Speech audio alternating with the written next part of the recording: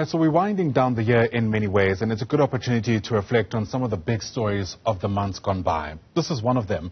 A number of political parties have taken turns to pay courtesy visits to Amazulu King Misuzulu for blessings, counsel, and well wishes ahead of next year's national and provincial elections. Newzroom Afrika's Ntando Mnyandu takes us back.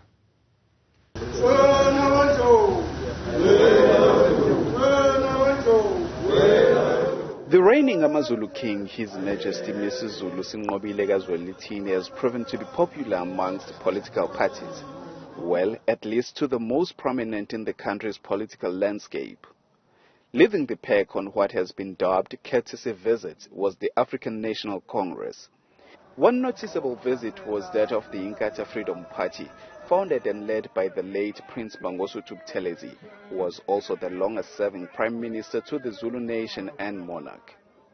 He is perceived to have been critical and instrumental for King Misuzulu's ascension to the throne. Led by the party's president Velenkosi Hlabisa, the IFP leadership pledged its support and allegiance to the Amazulu King. Hlabisa said it was the late Prince Mangosuthu Buthelezi's wish for the KwaZulu-Natal legislature to be moved from Pietermaritzburg to Ulundi. And on the question of land under the Ingonyama Trust, Hlabisa said the IFP will fight to ensure that it remains functional and benefits the relevant beneficiaries. The foremost interest of our country is the fundamental wealth we hold in our land. The IFP is proud of our founder, who created Ingonyama Trust, piloting Ingonyama Trust Act through the KwaZulu Legislative Assembly, and placing the land of the Zulu Kingdom securely into the hands of the people under the control and the trustee of His Majesty. We see the difference it has made over the past 30 years to the families of KwaZulu-Natal. With Prince Zuzifa present, the Amazulu King took to the podium and vowed to work with the IFP on matters concerning the Ingonyama Trust and on the subject of who will succeed the late Umntwana Pindangene Prince Mangosuthu Buthelezi as the next Prime Minister to the Amazulu nation.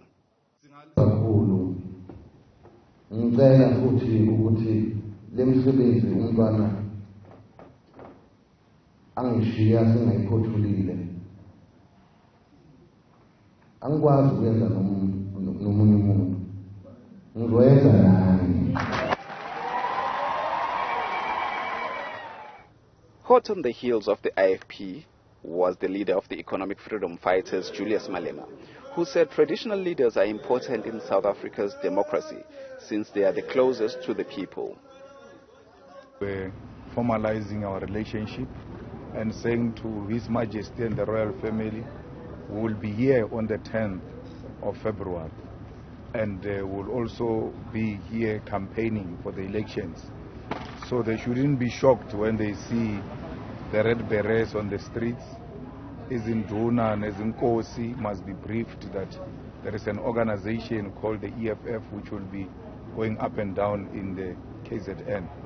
We wanted to make sure that we strengthen our relationship with the royal family and traditional leadership and work with them closely to ensure that we deliver services to our people. So His Majesty gave us his blessings.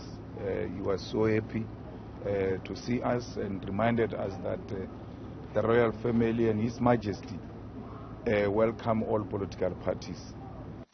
The EFF leader also lambasted the killing of Amakosi and political leaders in KwaZulu-Natal. Concerned about political killings and the killings of traditional leaders, there shouldn't be a killing of anyone by anyone for whatever reason. No one is justified to kill people. And the political killings here in KZN also concern us. And we've always made a call from our side as the EFF to have our members well behaved during the campaign, never to remove other people's posters, never to stop anyone from campaigning, never disrupt meetings of others, because we want the highest form of political tolerance, especially in KZN. On that very same night, the DA's chief whip in the Umgeni municipality, Council Ntando, was killed. What I can say is what's come to light is there's been some unhappiness about disconnections of people who are using electricity illegally. And of course that's something that hopefully over time we can determine whether that in fact was the cause of the dreadful killing. Rogers said his party wanted recommendations of the Mwerane commissions to be implemented as a matter of urgency. We as the DA have been driving this issue. Just a few months ago, I wrote to all the political leaders in the province of KwaZulu-Natal and invited them to a dialogue, a roundtable dialogue, to look at the Mwerane Commission report, to look at the resolutions, and through an independent mediator, chairperson, come up with a way forward. The sad reality is only one political party actually bothered to respond. So I suppose it's a bit like herding cats, very difficult. But we will nevertheless continue to drive, and that's why we raised it with His Majesty. That's why we raise it with church leaders. That's why I have regular engagements with Lieutenant General Mkunazi of SAPS, because it's a collective effort.